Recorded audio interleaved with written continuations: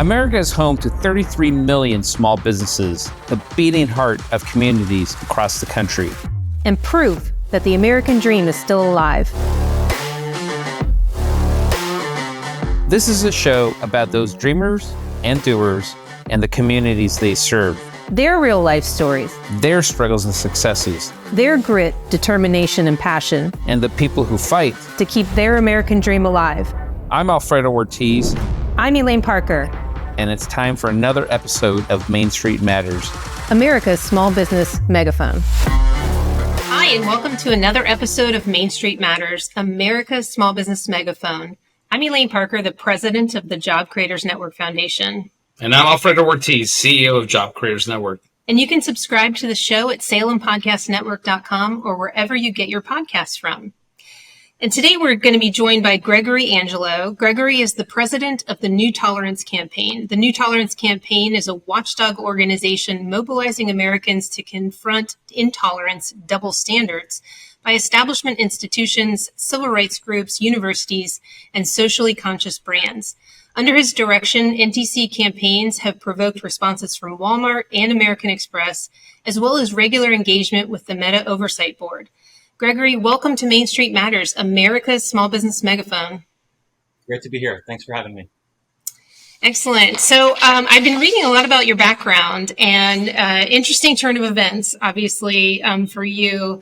But I love how you're coming from the perspective and kind of taking on the woke. But tell us about how you got here and what the New Tolerance Campaign is about. Well, if we go back 10 years ago, let me set the scene for you. So 10 years ago, in the spring of 2013, I found myself as the president of an organization called Log Cabin Republicans. This is the country's organization representing gay Republicans and their allies. And at the time, you'll recall, same-sex marriage was something that was wending its way through various state legislatures and most poignantly through the courts, the Supreme Court, which was hearing cases over the course of 2 years about Proposition 8 in California, the Federal Defense of Marriage Act, and then considered marriage equality, making it the law of the land in all 50 states.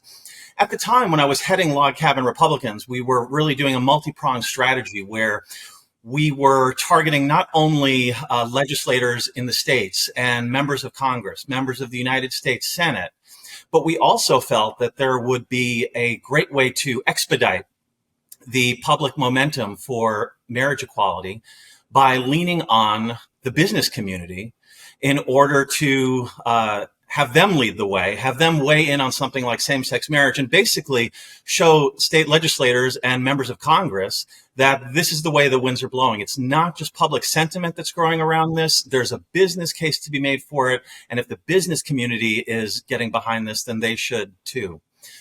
So here we are, it's spring of 2013, and I found myself sitting in the office. I'm going to do a blind item here, but sitting in the office of the head of government affairs of one of the country's largest airlines. And sitting on my left was the chief lobbyist for one of America's largest hotel chains. The airline had already weighed in on same-sex marriage. They were in support of it, sent multiple letters to United States senators, weighed in on an amicus brief to the United States Supreme Court. And the gentleman from the hotel chain wasn't quite there yet. And it was interesting because he actually said that the hotel chain enjoyed doing business in states that did not recognize marriage equality. It's not something they talked about publicly, but the reason was because this hotel chain already had support for same-sex couples as a matter of their personal policy for their business for a number of years. So they felt that it made it more competitive for them. They were able to approach and attract a more diverse and larger array of potential employees in their workforce. So for them, it was just good business. And it put them at a competitive advantage to those companies that didn't recognize same-sex benefits, that didn't support things like marriage equality.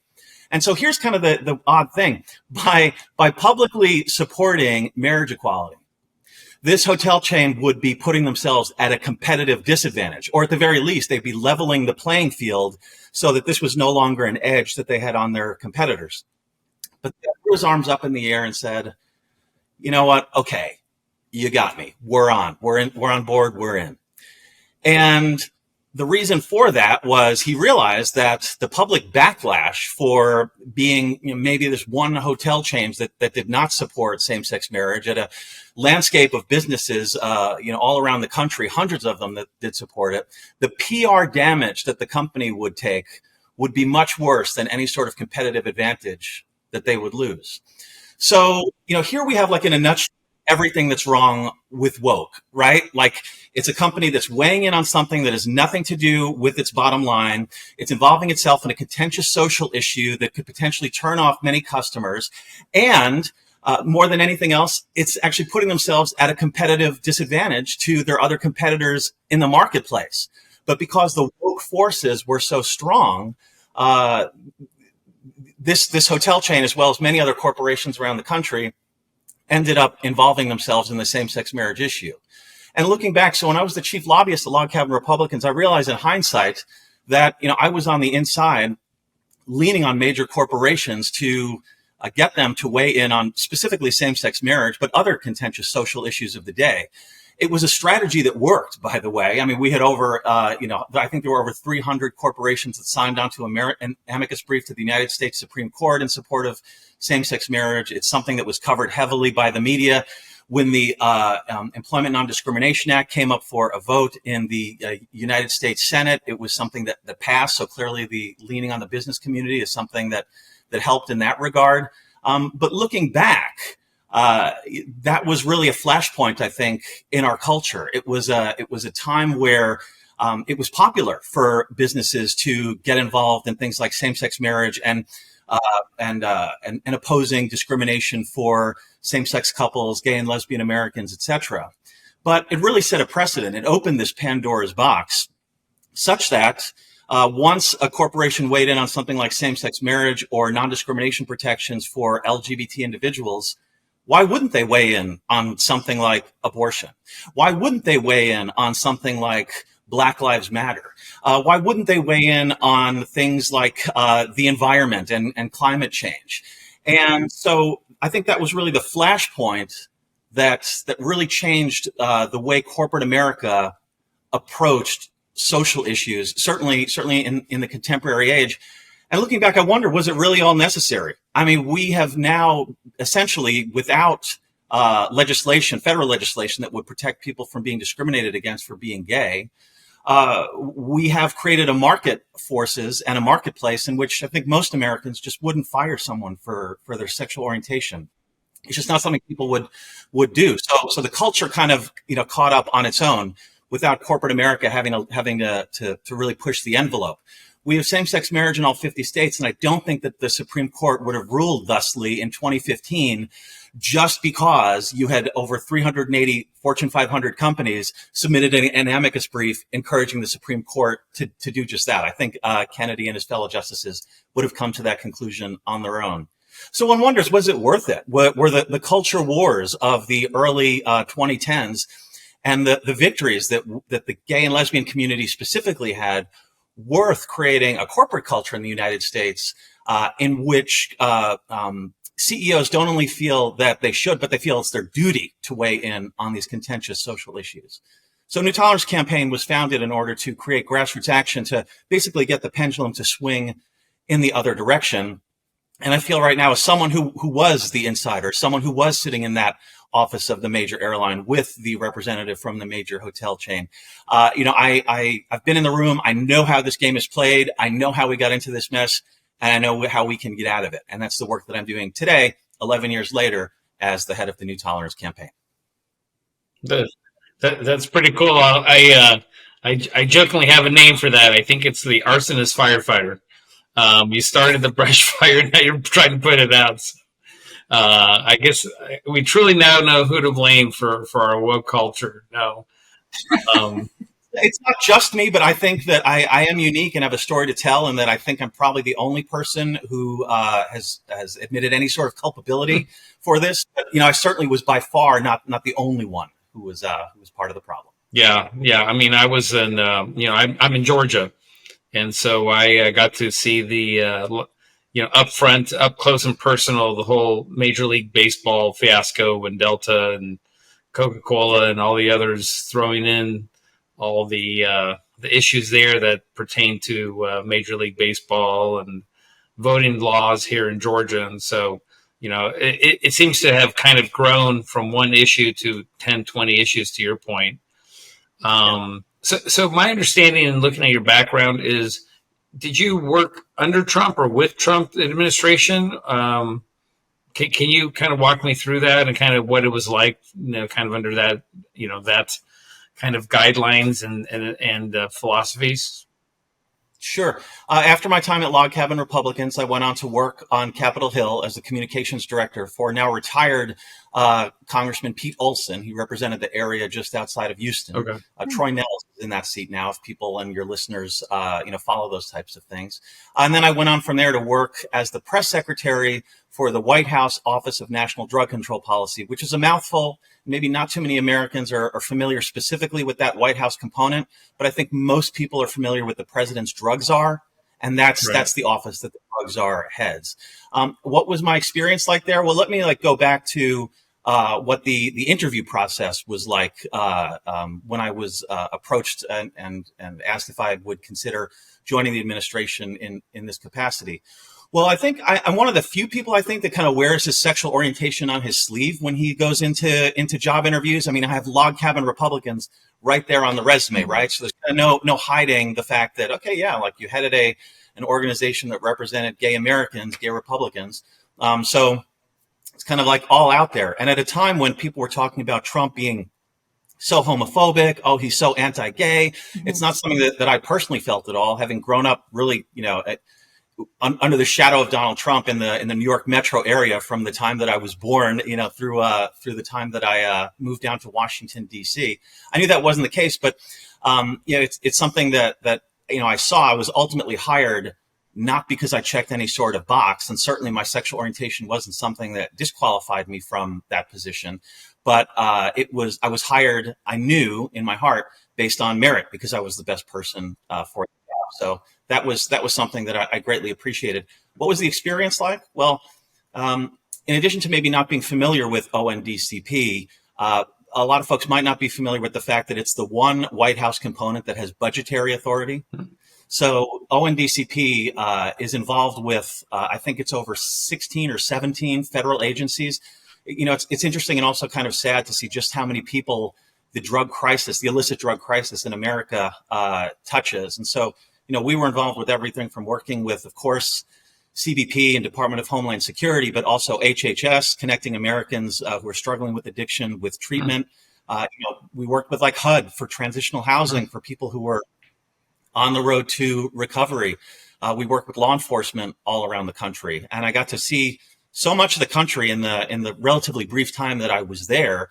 But also got to see some of the more tragic parts of our country, the parts of America that are ravaged by the opioid epidemic, the dangers of fentanyl that we're seeing pouring into the country from Mexico. I got to go down and see the wall multiple times, and the wall was not just a symbol; it was something that was a force multiplier for border agents that would allow them to really hone in on the bad guys. So I got to see as a press secretary the drug crisis up close and personal, and also got to see I don't think President Trump gets enough credit for this. Got to see the compassionate side of the Trump administration when it comes to the drug crisis. It wasn't just taking the fight to the cartels, which they did. It was also about helping Americans who are struggling with addiction and getting them into treatment and on the path to recovery. Yeah, so I'm curious. Obviously, there's a lot of conversation about securing the border and the porous border and all the drug trafficking that is coming through the border. Over the past few years, you've probably seen a difference. I mean, can you walk me through kind of what you saw maybe under the Trump administration versus where we are now, and how bad this fentanyl crisis really is for people? Because I think sometimes people think that it's kind of a pharmaceutical issue, that was caused by pharma or whatever. But at least from my perspective and talking to folks across the country, this is far beyond that. And it really is, the cartels, at least from what I'm hearing. But I'd love your perspective on that. Yeah, well, I think I can sum it up very succinctly. So in all the years the drug czar was an official title, we're going back to the George H.W. Bush administration through till today, the only time that drug-related deaths in the United States went down was when President Trump was in office. In 2018, drug-related deaths went down for the first time in almost 3 decades since the National Drug Control Policy was founded. And why is that? I mean, there were a number of reasons. President Trump, number one, prioritized the opioid crisis. He declared it a national emergency. And that's not just, if you look at federal speak, that's not just, a talking point. It actually is something that has real meaning, and it directs federal resources to that problem that wouldn't otherwise be directed to that point.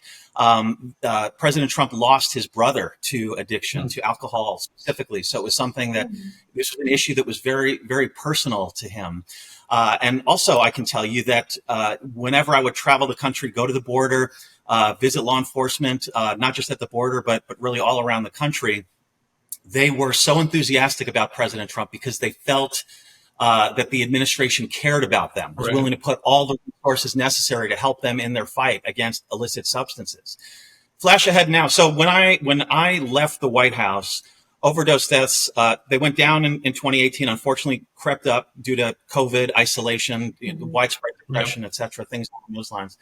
But now, today, overdoses and drug-related deaths are over 112,000 Americans every year, according to the latest provisional data from the CDC. I mean, think about that. That's wild. We're talking about like an additional 40,000 deaths annually from the time that I left the White House just 4 years ago. Wow.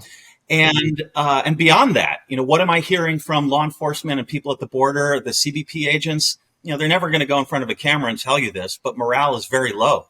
They do not feel like they're a priority any longer in the executive office of the President of the United States.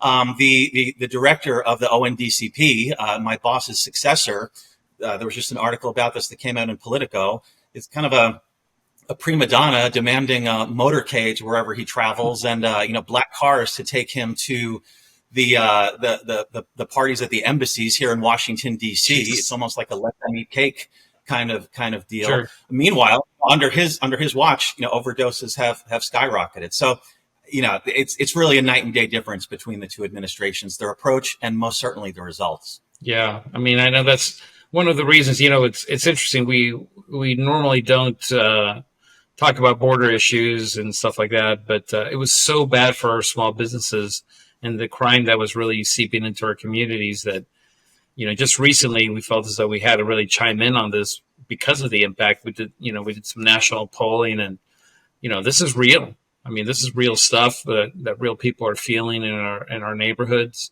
And there's a big concern. I mean, obviously you're seeing the exit polls from the primaries. I mean, this is now bigger of an issue than the economy, which is crazy. Yeah, you're right. I mean, these things do intersect. And, to your point, before I went to the White House, I had very much, I would say, like a libertarian's view of illicit substances, especially things like marijuana, et cetera, like live and let live. As long as you're not encroaching on my freedoms, right. Knock yourself out. And as long as I'm not on the hook with other taxpayers for any complications that you might have as a result of your illicit substance use. Not after I saw the drug crisis up close and personal. In fact, what I saw is the fact that in those municipalities that have legalized even things like marijuana, we see not a decrease, but an increase in the black market for drugs. We see not a decrease, but an increase in crime. We see not a decrease, but an increase in things like theft, shoplifting, murders, etc. And these are things that, as you said, directly impact the business community. Why would someone choose to do business in a municipality that actually encourages this type of lawlessness? And that's not even to talk about the blight that you see. I mean, it's very sad, if not frightening, these like zombie tent cities that we're seeing, all around the country. And those zombies that you're seeing, those are people that are high on fentanyl on the brink of death. We have reports from law enforcement, Narcan, naloxone.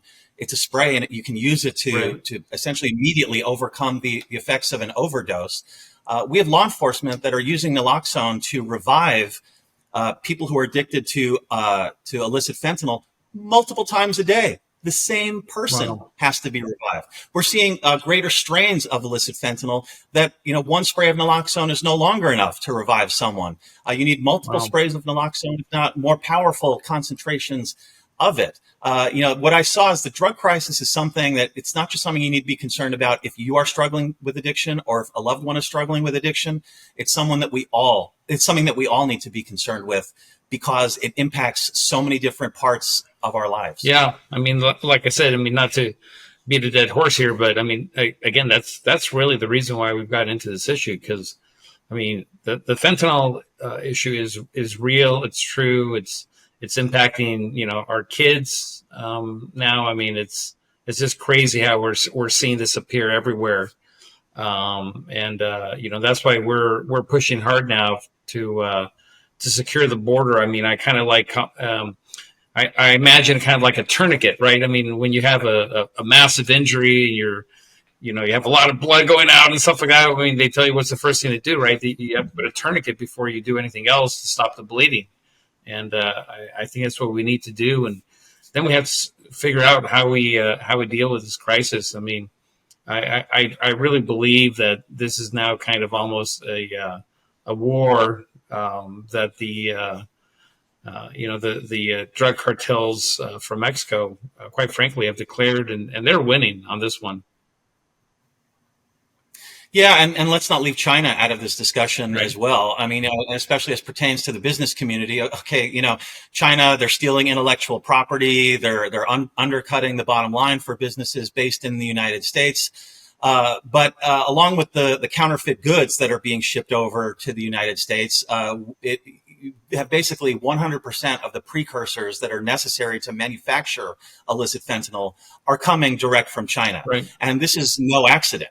It's also no accident that there's really no other country that has been touched in the same way by the fentanyl crisis as the United States. Just like look around the world. The fentanyl related deaths that we're seeing in other countries, in Europe, even in Canada, don't even hold a candle to what we're seeing in the United States. This is almost like a third opium war that we're seeing right now with China. Exactly. Except the roles are reversed. It's China that is flooding the United States with the substances needed to make illicit fentanyl. And, they're not only poisoning Americans, but, they're poisoning our workforce. They're poisoning the next generation of potential employees that our workforce has. They're poisoning the next generation of, potential business owners that we have in the United States. And so, between Mexico and China, we're seeing, bad actors that are not just trying to capitalize on illicit substances, but really do material economic damage to the United States. Yeah, it's horrible. Gregory, I read an interview or saw an interview where your quote in it got me thinking because of how we were founded, why Job Creators Network was originally founded. Your quote is, "If you want to get involved in politics, fine, run for office. If you want to run a company, focus on the bottom line." That seems to be the message that more and more CEOs are waking up to because more and more Americans are getting that message to them. You probably don't know a lot about Job Creators Network, but we were founded by a man named Bernie Marcus. He's the co-founder of the Home Depot. Mm-hmm. And the reason why he originally founded us was to equip small business owners with educational materials so that they felt comfortable having a conversation with their employees about how the policies in Washington impacted their businesses and ultimately the employees' jobs and paychecks. And this wasn't to say, if you don't vote for this person, you're going to lose your job. It was to say, this policy is going to do this to our business and make it hard to operate in this way. And I need you to know because you're invested in this business. And so that's where we started out in the early days. Fast forward to today, we still do that. We do it in a much broader way to the public through media campaigns and things like that, and educating the overall public through the voices of small business owners. But we always talk in terms of that. I live in Florida, so I went through the whole Disney fight with Governor DeSantis. We even were called and asked to weigh in on it because of the issue of CEOs engaging in social issues. And we always said, if there's a policy, the only time CEOs should be, or business owners, CEOs should be weighing in is if there's a policy that's going to impact their ability to compete, grow, create jobs, hurt their employees, anything like that. They should be weighing in on policy issues, educating their employees, educating the public, and educating legislators on those issues. But social issues, the cultural wars, they should stay out of, that there's no win there because you immediately isolate 50%, alienate 50% of your customer base. And Disney has suffered, Budweiser has suffered. I mean, the list, Target has suffered. The list goes on and on about what not to do, but we do still see some companies weigh in there. But I feel like your quote is right, that they're starting to get the message from consumers. Yeah. And, you mentioned Disney. I think I know your listeners are more than familiar with that entire debacle. But one thing that I think is lost in remembering what happened with Disney and weighing in on, I'll never call it the Don't Say Gay bill. It's the Parental Rights and Education bill in Florida. But the previous CEO, previous to Bob Iger's return, when asked by his fellow employees if he was going to weigh in, if Disney was going to weigh in on this legislation, his first reaction was no. Whenever corporations weigh in on social issues, you end up alienating your customers. Full stop. Period. Right. That was the right response. He was right the first time. Unfortunately, I think his employees and social pressure ended up getting the better of him. And then, Disney in kind of a ham-fisted way, I think ended up putting out a statement saying that they were going to fight this every way, including in the courts. And that's what really got the snowball rolling. When I talked at the beginning of this interview about, the social pressures that external forces can put on corporations to weigh in on social issues, clearly we're still seeing that. That is what happened with Disney. And what I think we've seen since that time that I was in that office on K Street in DC through till today. It's not lobbyists. It's not just the lobbyists anymore. Now it's the employees that feel emboldened in order to tell their bosses, the people who are responsible for employing them, signing their checks, what they should and should not weigh in on and how they should do so. On a more positive note, it's interesting. And let me just back up and talk about, polling that has been done with CEOs. It couldn't be more of an exact opposite between the way the public feels. Recent polling has shown that 63% of CEOs feel that they should weigh in on contentious social issues, that, as I mentioned earlier, that it is their duty, their responsibility as leaders in corporate America.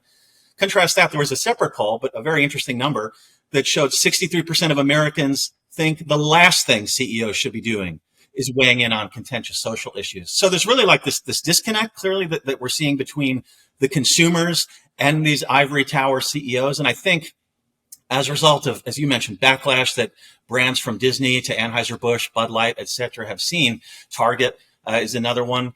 I think the message is finally getting through to CEOs because they're looking at the impact that their actions are actually having on their stocks. Secondly, and this comes back to the work that I'm doing now at New Tolerance Campaign, I think it's no longer just the more progressive Americans that are speaking up when it comes to social issues in corporate America. I think there's people on the center right. I wouldn't even say conservatives. I mean, we're a nonpartisan organization, and there are people across the political spectrum that join campaigns that we have encouraging we do direct messaging campaigns that in which everyday Americans encourage CEOs to essentially divest from contentious social issues, to not weigh in on social issues, or if they do, to dial things back. And when these messages break through to those boardrooms and those CEOs, we're actually seeing a return to not necessarily for corporations weighing in on the conservative side of things, but going back to a place of neutrality. And that's where I think most Americans, even if they're not saying it out loud, would really like corporate America to be. I recently met Riley Gaines, the swimmer who competed against Leah Thomas, and heard her story without the filter of the news. I heard it directly from her, and it's it's unbelievable that an organization would sort of force that situation on these girls. My daughter's expression or saying when my daughter's probably fiscally conservative, maybe socially more liberal, is you can stand next to me, but you can't stand in my place when it comes to competing in sports. And so I just wonder, are we winning this battle in as far as the messaging? Are we seeing progress? Can we get back to normal? I mean, you talked about the pendulum swinging. Can we stop the pendulum in the middle and just find reasonable? I think so. Just kind of going back to where we started our conversation, I think, in addition to corporations weighing in on things like same-sex marriage and non-discrimination protections for LGBT individuals, those same, straight Americans that were allies of the movement that were saying love is love. And hey, if two guys want to get married, who am I to stand in their way? They realize now the trajectory that LGBTQ extreme left movement has taken. And they're like, when I signed up in support of same-sex marriage, I didn't sign up in support of this, of biological men competing in women's sports, of people like Riley Gaines getting supplanted by swimmers who were born male like Leah Thomas. And what we're seeing is not just like the parents of those students, those athletes, but future parents, I think, are looking at this and waking up to the fact that this is not a future they want for the children that they eventually want to have. They see Riley Gaines and the instance of what she had to go through really just as a greater example of maybe where the culture is headed unless we can tap the brakes. And I think when it comes to the transgender part of the LGBT movement, I think there needs to be a bit of soul searching there. I mean, look, it's one thing to like live your life as you want, but as I mentioned earlier in the interview, once you start encroaching upon someone else's freedoms, that's really when there needs to be some sort of a stop that's put between the two. So more and for a while you would get canceled for saying something like that. Right. Like, I think, we've had people like, J.K. Rowling and others who have stepped up. Megyn Kelly is another one that, I don't think either of those women are bigots, but they certainly see the damage that is being done to women's spaces right now. And I think the fact that they have spoken up is encouraging others to do the same. And those voices are no longer something that can be ignored. And I think more importantly, they can no longer be canceled. So it's forcing a reckoning in that whole space. And I think that's a healthy thing. I think that it's possible to have a balance with all of this, but that's not the way the leftist LGBT movement wanted to go. It was really just steamrolling women's sports and any other space that they demanded transgender people have access to. Well, they're being seriously injured as a result of it. In some spaces, whether it's lacrosse, Riley mentioned that boxing is now allowing transgenders into female boxing. I mean, how's that going to turn out? It's not going to be a good story for these women, regardless of how strong they are. They are still genetically women, and they're still fighting boxing with genetic men.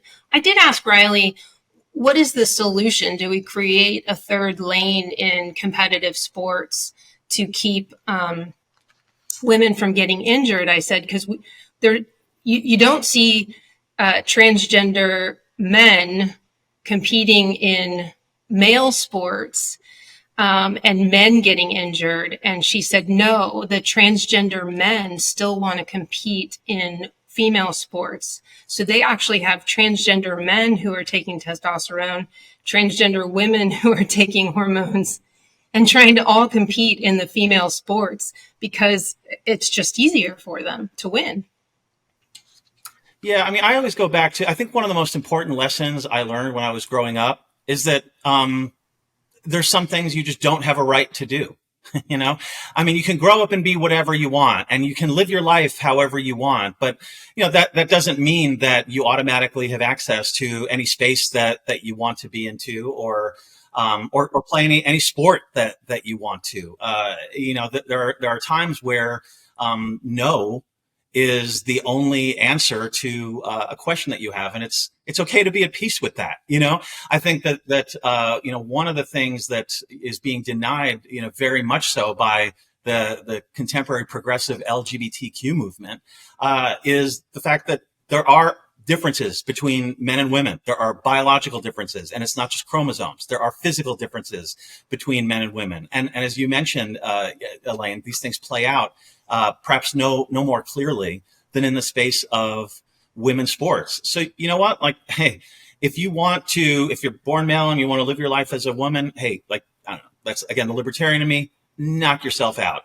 But if you want to compete in women's sports, the answer is no. And you need to be okay with that. You also need to understand that is a consequence of, pursuing life as a transgender individual. And I think that's something that was it like Gen Z these days? That's where we are. Gen Z is not accustomed to being told no.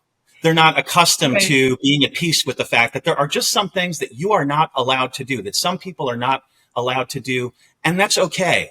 And we can all, as long as we understand that, we can live in a country with much more peace and harmony than what we're having now. But that's not what we're seeing right now. Hopefully, that is a message that will finally break through. I have a quick question, because I know you guys were talking about Florida. Recently, the University of Florida actually just fired their entire DEI staff. I'm not sure if you've been following that. I guess that's pursuant to a law that was passed in the state of Florida.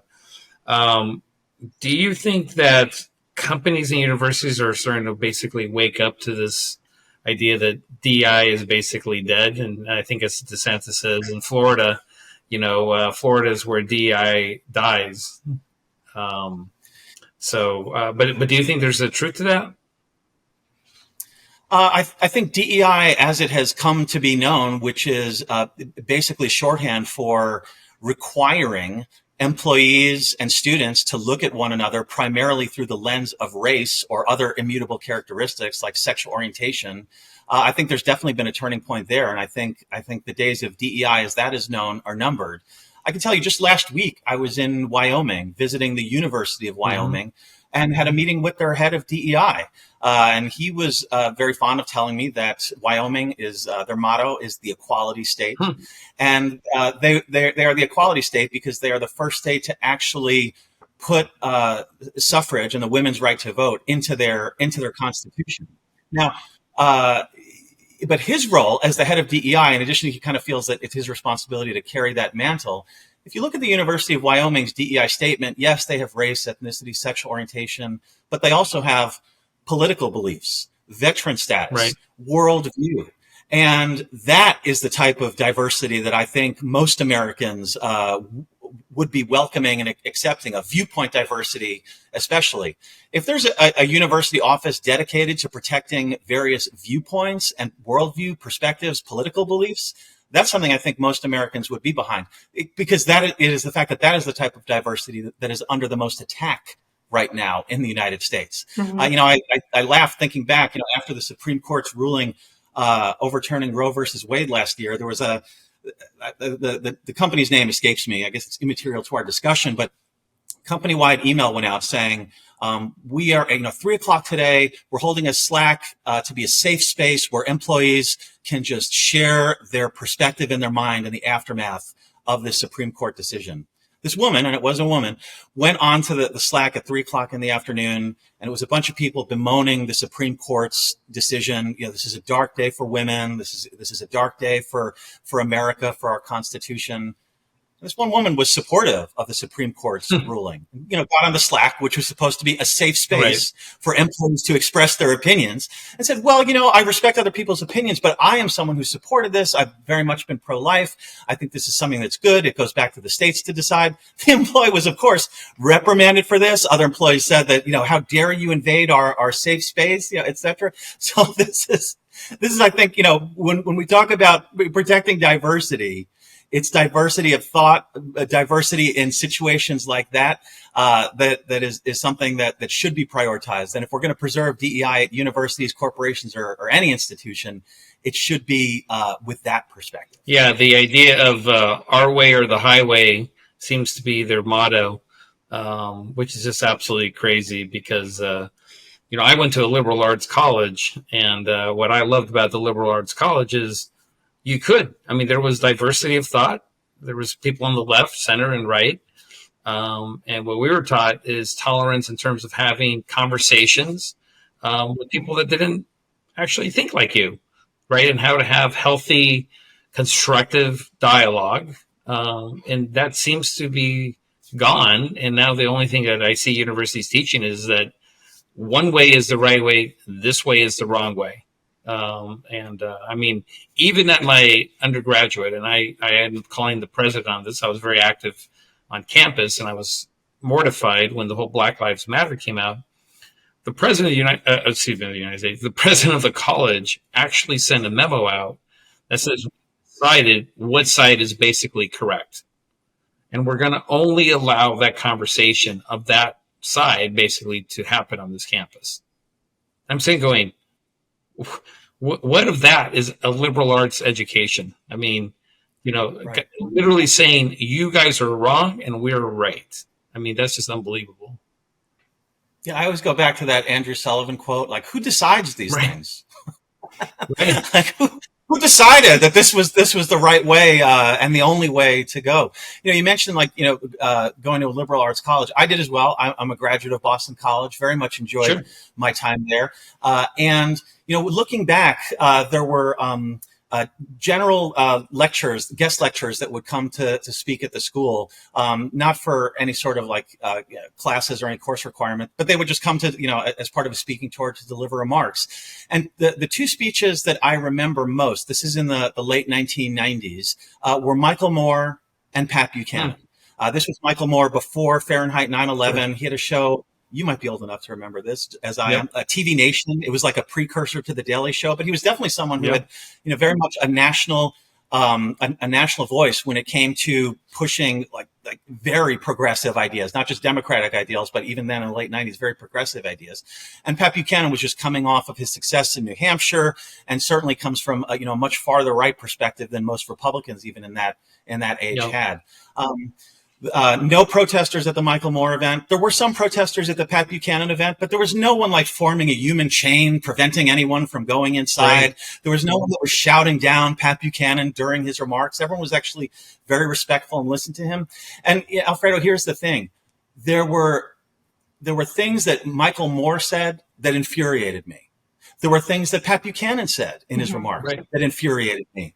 There were things Michael Moore said that taught me something.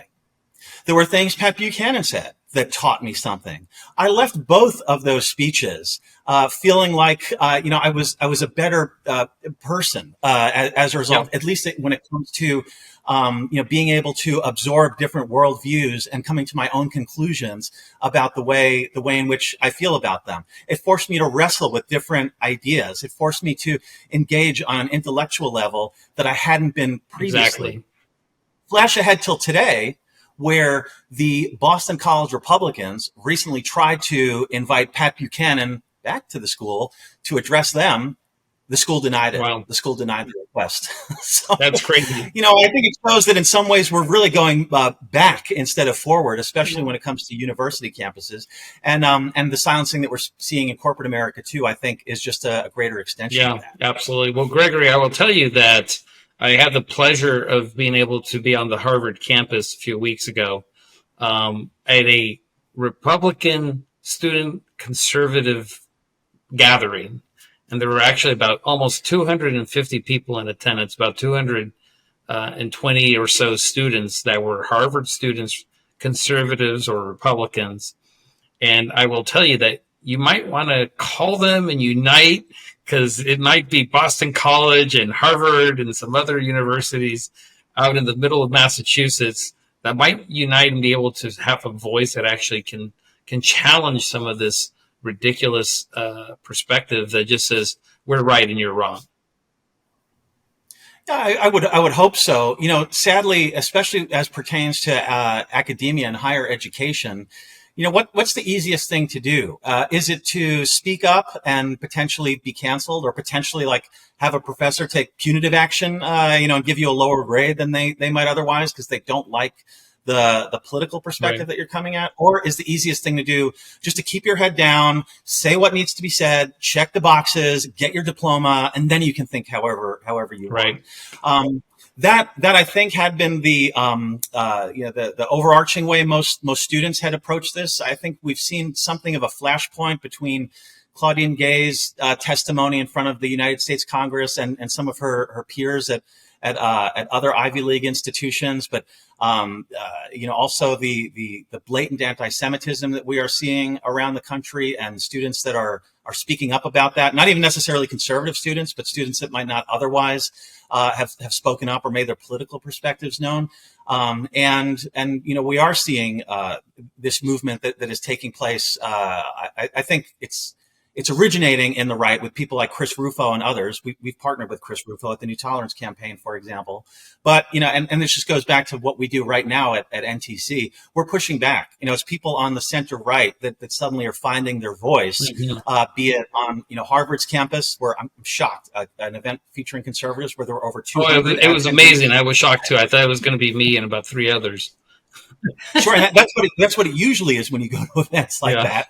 But I think that's indicative of what we're seeing around the country, and that is people who feel emboldened to make their voices heard, to counter the narratives that we're seeing on the other side. Yeah. Well, Gregory, what is on the horizon for New Tolerance Campaign, and how can people go and find you and support your efforts? Well, we are going to continue to keep the heat on woke corporations, activist nonprofits that have lost their way, and of course, colleges and universities that continue to silence speech and deplatform individuals. You can go to our website, newtolerance.org. You can find us on Twitter at new_tolerance, and on Facebook, just search for New Tolerance Campaign. If you or someone you know is the target of cancel culture and the woke mob, come to us. We have a confidential tip line. We've actually come to the aid of numerous individuals when the little guy is being attacked by these woke forces, to rally grassroots action around the country in support of them. We've had success helping everyday Americans in that regard as well. So, we're here to help folks push back and join our movement. We have almost 70,000 Americans in all 50 states right now that have participated in our campaigns. We hope that some of your listeners will join in that movement as well. Absolutely. That's newtolerance.org. Go there and support their efforts. Gregory, thank you so much for taking the time to join us on Main Street Matters, America's Small Business Megaphone. We are part of the Salem Podcast Network, and new episodes debut every week on Wednesday and Friday. You can subscribe to the show at salempodcastnetwork.com, and we'll be back soon.